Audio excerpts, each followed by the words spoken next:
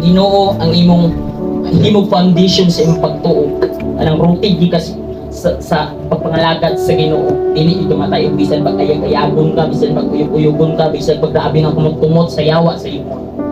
Still mapapiling gyud ka na ay pananaw sa Ginoo sa imo. Nako ganing 100 tumuton ko ni. 100 bigyan mo siya. 100 di man siya? Dili. 100 di man siya. Kung kaning 100 ako nang ilabay-labay, 100 bigyan ko ni siya. 100 gyapon. Kung kaning 100 ako ni siya tumban-tumban, 100 bigyan mo siya. 100 gyapon. So, inani ayong katubangan sa Ginoo. Grabe ang kumot-kumot sa yawa sa imo. Grabe ang labay-labay sa yawa sa imo. Grabe ang tunog-tunog sa yawa sa imo.